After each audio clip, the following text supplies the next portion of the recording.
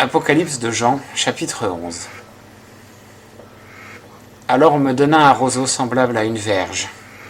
Et l'ange se présenta et dit : Lève-toi, et mesure le temple de Dieu, et l'autel, et ceux qui y adorent.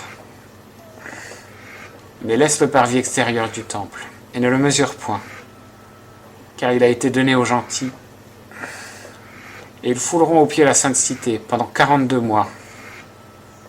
Et je donnerai à mes 2 témoins de prophétiser, vêtus de sac, durant 1260 jours. Ce sont les 2 oliviers et les 2 chandeliers qui se tiennent en présence du Seigneur de la terre. Et si quelqu'un veut leur faire du mal, il sortira de leur bouche un feu qui dévorera leurs ennemis. Car si quelqu'un veut leur faire du mal, il faut qu'ils périssent de cette manière. Ils ont le pouvoir de fermer le ciel, afin qu'il ne pleuve point, pendant qu'ils prophétiseront. Ils ont aussi le pouvoir de changer les eaux en sang, et de frapper la terre de toutes sortes de plaies, toutes les fois qu'ils le voudront. Et quand ils auront accompli leur témoignage, la bête qui monte de l'abîme leur fera la guerre et les vaincra et les tuera. Et leurs cadavres seront sur la place de la grande cité, qui est appelée spirituellement Sodome et Égypte, où notre Seigneur a été crucifié. Et les gens de divers peuples et de diverses tribus, langues et nations, verront leurs cadavres pendant 3 jours et demi, et ne permettront pas que leurs cadavres soient mis dans des sépulcres. Et les habitants de la terre se réjouiront à leur sujet, et s'abandonneront à la joie, et s'enverront des présents les uns aux autres, parce que ces 2 prophètes auront torturé les habitants de la terre. Mais après ces 3 jours et demi, l'esprit de vie envoyé de Dieu entra en eux, et ils se relevèrent sur leurs pieds. Et une grande crainte saisit ceux qui les virent. Et ils entendirent une grande voix du ciel qui leur disait : Montez ici.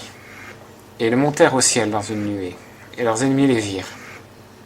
À cette même heure, il se fit un grand tremblement de terre, et la 10e partie de la ville tomba.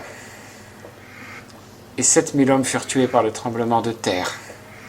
Et les autres furent effrayés et donnèrent gloire au Dieu du ciel.